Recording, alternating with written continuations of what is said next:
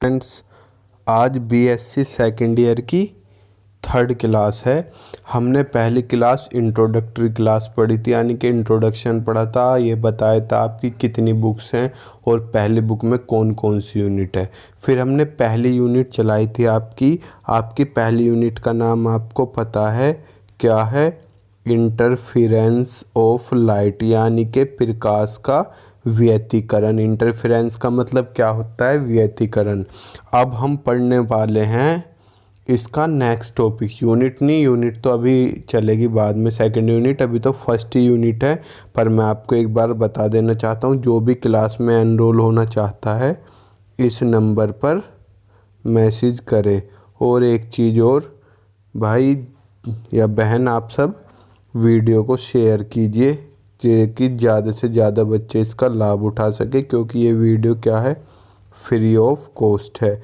और मैं एक बार और बता दूं, अभी 7-8 वीडियो यूट्यूब पर अवेलेबल हो रही हैं, तो कोई भी देख सकता है। कुछ समय बाद एक स्पेशल आईडी पासवर्ड जनरेट हो जाएगा, जो आपके नंबर पर ही आएगा केवल।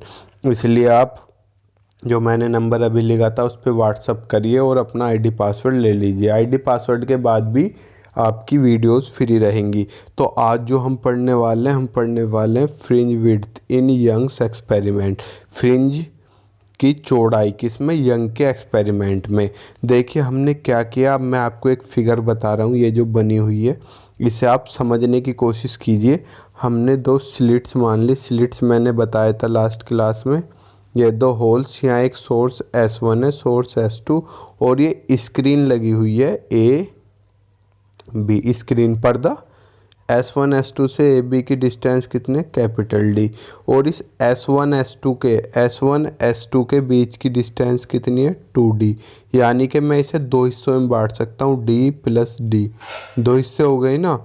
तो यहाँ से कोई लाइट वेव चल रही, टकराई, इसमें से आई, और वे कहीं बिंदु यानी कि पॉइंट P पर मिलते हैं। और वो पॉइंट P यहाँ कहीं भी हो सकता है, जहाँ आपका मन करे।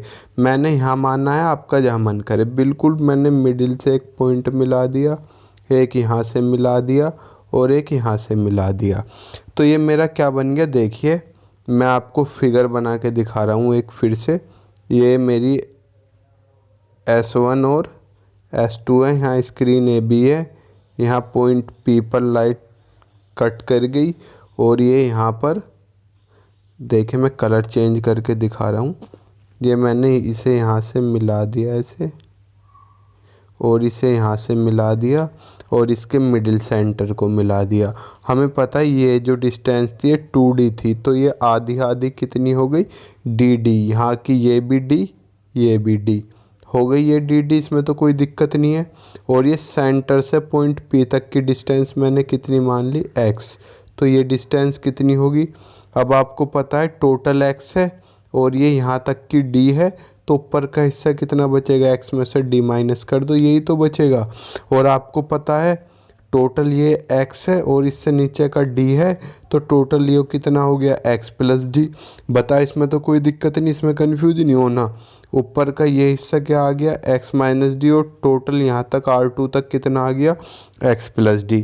तो हमने सेम यही किया है। S1 S2 कितने मान लिए? S1 S2 ये यहाँ से यहाँ तक 2D, यानी कि आधा आधा, D नीचे D ऊपर, इतने इतने हिस्से में। और OR यानी कि बीच की डिस्टेंस हमने कितनी मान ली? Capital D। और RP यो सेंटर से लेके जहाँ हमने पॉइंट माना है वो डिस्टेंस हमने कितनी एज्यूम कर ली?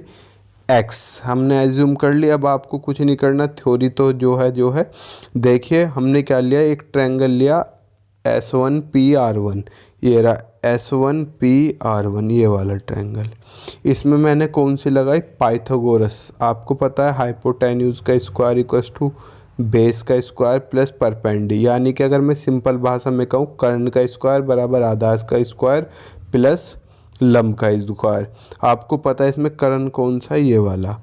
यानी कि हाइपोटेन्यूज कितना है? S1P का स्क्वायर इक्वल्स टू बेस कितना है? S1R1 का स्क्वायर प्लस PR1 का स्क्वायर। ये लिख दी मैंने। अब S1P निकालनी है मुझे, क्यों? क्योंकि मुझे इसमें निकालना है पाथ डिफरेंस, पथांतर। अब एक S1 से P पर पहुंची, एक S2 से P पर पहुंची, तो दोनों में पाथ डिफरेंस ये तो है, ये वाली इतनी तो एक्स्ट्रा चली। अगर मैं इस वाली को निकालना चाहूँ, कैसे निकलेगी? इस पूरी में से ये वाली माइनस करूँ जब भी तो ये हिस्सा निकलेगा। यानी कि अगर मैं S2P में से S1P माइनस करूँगा, जब पता चलेगा S2P में कितना एक्स्ट्रा चली है। तो पहले मैं S1P निकाल रहा हूँ, फिर S2P, और उसमें से एक दूसरे को माइनस कर दूंगा। तो S1R1 आपको पता है कितनी मानी हुई है? ये कैपिटल D मानी हुई है। तो इसकी जगह तो क्या आ जाएगा? कैपिटल D का स्क्वायर ये रहा, और R1P इतना हिस्सा है, आपको पता है यहाँ से यहाँ तक x, और ये छोटा d, तो ये अभी मैंने बताया था कितना बचेगा? x minus D. तो क्या आ गया? D square plus x minus D का स्क्वायर। इधर का स्क्वायर हटाएंगे तो पावर 1/2। अब पूरे में से मैंने d कॉमन लिया, डी स्क्वायर कॉमन लिया, लेकिन अंडर रूट में से डी स्क्वायर का क्या बचेगा? केवल d बचेगा। तो d तो बाहर आ गया, यहाँ तो 1 बचा, प्लस इसमें से कॉमन नहीं आ रहा था, तो इसके किस में पहुँच गया? अपोन में। अब मैंने क्या किया? सिमिलरली S2P, बस S2P में x माइनस डी की जगह पर यहाँ से यहाँ तक क्या हो जाएगा? x plus D. बाकी ये तो डिस्टेंस d है, S2P ये रहा, बेस का स्क्वायर d का square plus x plus D का स्क्वायर। इसमें से मैं डी स्क्वायर कॉमन लूँगा तो अपोन में डी स्क्वायर आ जाएगा, यहाँ क्या बचेगा? 1 बचेगा। अब इधर का स्क्वायर हटाऊँगा तो पूरे पे अंडर रूट डी स्क्वायर का d बचेगा, और इसकी पावर 1/2 हो जाएगी। सेम ये रहा, ये रहा। अब मैंने क्या किया? S2P माइनस S1P, जो मैं पार्ट डिफरेंस निकालने के लिए बोल रहा था, मैंने माइनस किया S2P माइनस S1P। S2P की वैल्यू ये रही, S1P की वैल्यू ये रही। अब देखिए पूरे में दोनों में D है, मैं D कॉमन लेके आप सोल्व कर सकते हैं, लेकिन सोल्व करने के लिए एक छोटी सी चीज़ समझिए। ये यहाँ आपका S1 S2 था, यहाँ आपका A भी था, तो आपकी जो स्क्रीन की वैल्यू थी, स्क्रीन से S1 S2 की डिस्टेंस जो थी वो काफ़ी ज़्यादा थी, D, कैपिटल D सॉरी, और ये स्लिट में बहुत बारीक गैप था। तो जो आपकी कैपिटल D है वो काफ़ी बड़ी है, किससे? x प्लस डी से भी और x माइनस डी से भी। तो एक तो D बड़ी वैल्यू है, और बड़ी वैल्यू से जब किसी छोटी वैल्यू को डिवाइड करते हैं तो बहुत नेग्लिजिबल वैल्यू मिलती है। ठीक, जितनी भी है करते रहना।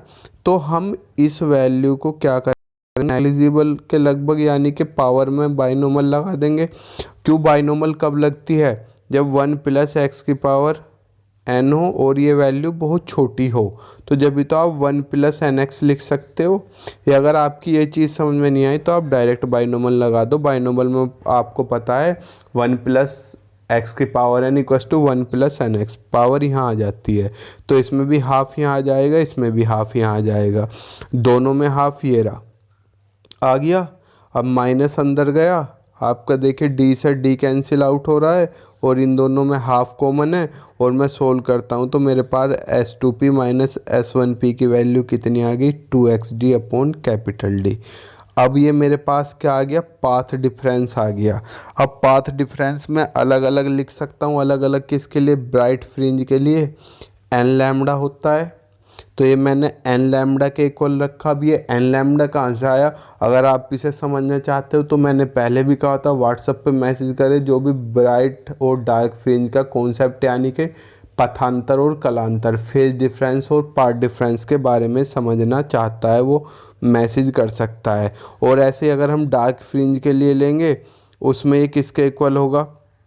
2n प्लस 1 लैम्डा बाई 2 के इक्वल रखो और x की वैल्यू निकाल दो, और बाकी में कुछ नहीं है। आप देखिए x की वैल्यू निकली हुई है, आपका डेरिवेशन ख़त्म। अब आपको फ्रिंज विड्थ निकालनी है, यानी कि फ्रिंज की चौड़ाई।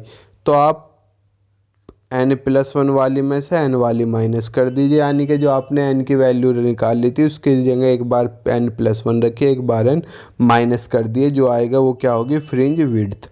आपका डेरिवेशन ख़त्म। अगर आपको कुछ भी डाउट है, मैंने कहा था ये क्लास में आपका बेसिक्स बहुत होना ज़रूरी है, तो अगर आपको फेज डिफरेंस जिसे हम कलांतर कहते हैं और पाथ डिफरेंस जिसे पथांतर कहते हैं। अगर उसका कॉन्सेप्ट नहीं पता तो यंग का डबल स्लिट एक्सपेरिमेंट समझ में नहीं आएगा। अगर आप वो समझना चाहते हो तो भाई मैं आपको हर बार बता चुका हूँ, आप इस नंबर पर एनरोल करके उसके बारे में जानकारी ले सकते हैं।